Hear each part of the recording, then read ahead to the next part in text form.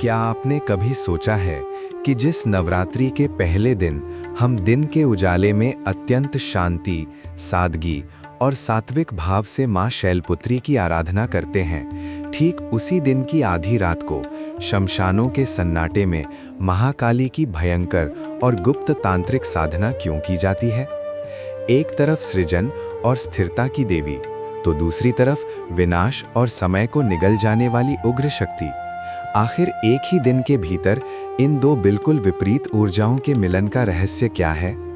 दोस्तों, आज मैं आपको नवरात्रि के पहले दिन और रात का एक ऐसा गूढ़ और प्राचीन रहस्य बताने जा रहा हूं, जिसे जानने के बाद इस पावन पर्व को देखने का आपका नजरिया हमेशा के लिए बदल जाएगा। ये कोई साधारण कथा नहीं है, बल्कि हमारे जीवन, मृत्यु और ब्रह्मांड के संतुलन का सबसे बड़ा सच है।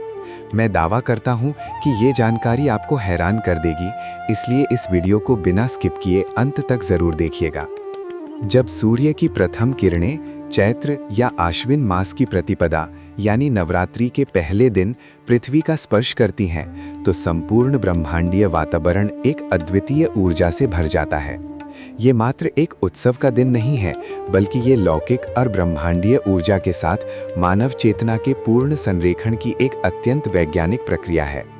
तांत्रिक ग्रंथ और वैदिक परंपराएं स्पष्ट करती हैं कि दिन में शैलपुत्री और रात में महाकाली की पूजा कोई विरोधाभास नहीं है, बल्कि ब्रह्मांडीय समतुल्यता का सबसे बड़ा प्रमाण है। आज हम इसी रहस्य को डिकोड करेंगे कि कैसे दिन में शैलपुत्री की पूजा से एक इंसान अपने जीवन में सुदृढ़ नींव बनाता है और कैसे वही इंसान रात के अंधकार में महाकाली की साधना से अपने अहंकार और अज्ञानता को नष्ट कर देता है। शिव पुराण, देवी भागवत पुराण और तांत्रिक ग्रंथों के आधार पर हम इस दिन और रात के दार्शनिक और मनोवैज्ञानिक खेल को पूरी तरह से समझेंगे। नवरात्रि का भव्य शुभारंभ मां शैलपुत्री के आह्वान के साथ होता है। संस्कृत भाषा में शैल का अर्थ है पर्वत और पुत्री का अर्थ है बेटी, अर्थात विशालकाय हिमालय की पुत्री। ये नवदुर्गा का पहला अवतार है, जो पूर्ण रूप से प्रकृति, शुद्धता, अटूट शक्ति और अथाह धैर्य का प्रतिनिधित्व करता है। पुराणों के अनुसार ये शक्ति अपने वर्तमान स्वरूप से पूर्व प्रजापति दक्ष की पुत्री सती के रूप में अवतरित हुई थी। सती भगवान शिव की परम भक्त थीं, परंतु अहंकार में डूबे उनके पिता दक्ष शिव का तिरस्कार करते थे। जब दक्ष ने एक विशाल महायज्ञ का आयोजन किया, तब उन्होंने जानबूझकर शिव और सती को आमंत्रण नहीं भेजा। शिव के रोकने के बावजूद सती अपने पिता के घर गईं और वहां पिता द्वारा शिव के घोर अपमान को सहन न कर सकी। उस क्रोधित अवस्था में सती ने उसी यज्ञवेदी की अग्नि में छलांग लगाकर अपना शरीर भस्म कर दिया। ये कृत्य मात्र एक जीवन का अंत नहीं था, बल्कि ये अहंकार और झूठे सांसारिक बंधनों के विनाश का प्रतीक था। सती का वही दिव्य अंश अगले जन्म में पर्वतराज हिमालय और माता मैनावती के घर पार्वती या हेमवती के रूप में प्रकट हुआ। हिमालय, जो अपनी अचल और स्थिर प्रकृति के लिए जाना जाता है, ने इस नई चेतना को वो आधारभूत स्थिरता प्रदान की जो पिछले जन्म में संभव नहीं थी। ये पुनर्जन्म हमें ये सिखाता है कि जीवन की सबसे बड़ी त्रासदियों के बाद भी धैर्य और स्थिरता के साथ एक नई शुरुआत की जा सकती है। एक रहस्यमयी कथा ये भी है कि जब तारिका नामक एक राक्षसी गायों का भक्षण कर रही थी और देवी पर आक्रमण करने आई, तो पार्वती ने अपने त्रिशूल से उसका वध कर दिया।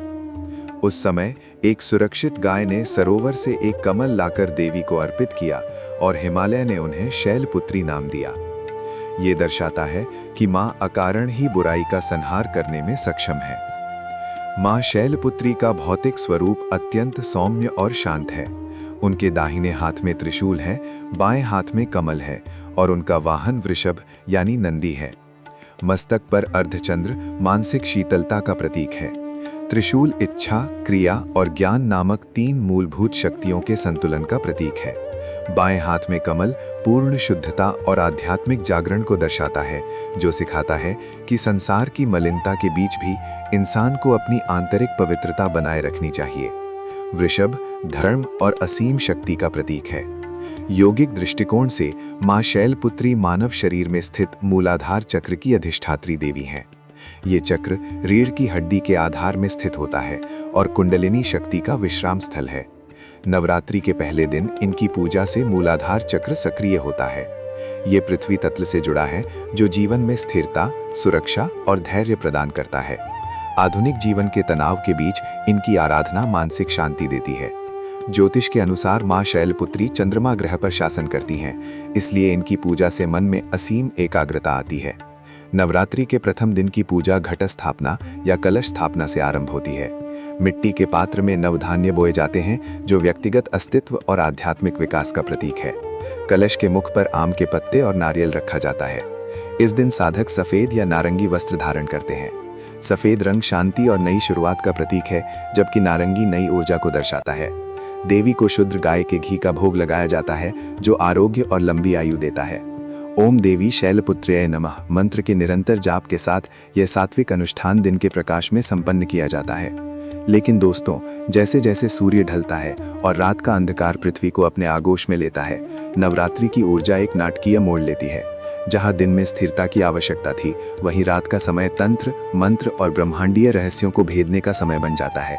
जब दुनिया सो रही होती है, तब तांत्रिक साधक महाकाली की गुप्त साधना में लीन हो जाते हैं। महाकाली 10 महाविद्याओं में प्रथम और सर्वोच्च है। काल का अर्थ समय और मृत्यु दोनों है। महाकाली वो शक्ति हैं जो समय को भी निगल जाती हैं। उनका स्वरूप भयानक लग सकता है। काले बाल, गले में 108 मुंडों की माला, कमर में कटे हाथों का वस्त्र और रक्तिम जीभ। लेकिन तंत्र में इसका गहरा अर्थ है। मुंडमाला अहंकार के विनाश का प्रतीक है और कटे हुए हाथ बताते हैं कि हमारे सभी कर्म उसी परम शक्ति में विलीन हो जाते हैं। तांत्रिक परंपराओं और गुप्त नवरात्रि में साधक पूर्ण एकांत में मध्य रात्रि में जागृत होकर तंत्र साधना करते हैं। दिन में शैलपुत्री की पूजा से अहंकार को संयमित किया जाता है, वहीं रात में महाकाली उस अहंकार का सिर धड़ से अलग कर देती हैं। तंत्र साधना में लाल गुड़हल के फूलों का विशेष महत्व है, जो देवी के उग्र प्रेम का प्रतीक है। महाकाली केवल उसी चीज का विनाश करती हैं जो आपके आध्यात्मिक विकास में बाधक है, चाहे वो आपका झूठा अहंकार हो या भौतिक वस्तुओं से लगाव। ये उपासना पूर्ण मुक्ति के लिए की जाती है। नवरात्रि के पहले दिन शैलपुत्री और उसी रात महाकाली की पूजा एक गहरा मनोवैज्ञानिक द्वैत प्रस्तुत करती है। सृजन और विनाश एक दूसरे के पूरक हैं। शैलपुत्री प्रकृति और शांति की देवी हैं, जो स्थिरता और नई शुरुआत लाती हैं। महाकाली समय और मृत्यु की देवी हैं, जो अंत और अहंकार का विनाश करती हैं। शैलपुत्री मूलाधार चक्र से जुड़ी हैं, जो शरीर को स्थिर करता है, जबकि महाकाली अजना चक्र से जुड़ी हैं, जो चेतना को मुक्त करता है। शैलपुत्री पृथ्वी तत्व हैं, महाकाली अग्नि तत्व हैं। दिन में सात्विक पूजा होती है, रात में उग्र तांत्रिक साधना। शैलपुत्री तनाव दूर कर शांति देती हैं, महाकाली आंतरिक भय और वासनाओं को काटती हैं। दिन के समय शैलपुत्री हमें रूटिंग सिखाती हैं। वे संदेश देती हैं कि आकाश को छूने से पहले अपनी जड़ों को मजबूत करना जरूरी है। लेकिन जब नींव मजबूत हो जाती है, तब रात का सन्नाटा हमें हमारे वास्तविक स्व से मिलाता है। महाकाली दिखाती हैं कि ये शरीर और अहंकार नश्वर हैं। महाकाली की साधना से इंसान अपने भीतर के काम, क्रोध, लोभ जैसे शत्रुओं को भस्म कर देता है। ये द्वैतता वास्तव में अद्वैत की ओर ले जाती है। शैलपुत्री जीवन जीने की कला सिखाती हैं, तो महाकाली मृत्यु के पार देखने की दृष्टि देती हैं। मार्कंडेय पुराण के देवी महात्म्य और कुलार्णव तंत्र में भी इसका वर्णन है।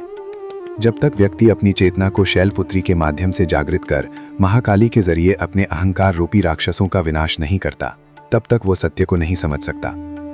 जब महाकाली रक्त बीज का वध करती हैं, तो उसका मनोवैज्ञानिक अर्थ है कि हमारे भीतर उठने वाले अनियंत्रित विचार केवल देवी की प्रचंड जागरूकता द्वारा ही रोके जा सकते हैं। नवरात्रि के पहले 3 दिन तमस को नष्ट कर साधक के भीतर क्रिया शक्ति को जागृत करते हैं। निष्कर्ष के तौर पर यह गूढ़ रहस्य इस तथ्य को साबित करता है कि प्राचीन भारतीय दर्शन में प्रकाश और अंधकार एक ही परम सत्य के 2 रूप हैं। दिन में सात्विक अनुष्ठान से हम एक मजबूत नींव बनाते हैं और रात के सन्नाटे में तांत्रिक साधना हमें सांसारिक बंधनों से मुक्त कर परम शून्यता में ले जाती है। आधुनिक मनुष्य के लिए ये एक मनोवैज्ञानिक चिकित्सा है। ये सिखाता है कि जीवन के संकटों में पर्वत की तरह अडिग रहें, लेकिन ये भी याद रखें कि भौतिक संपदा समय के साथ नष्ट हो जाएगी।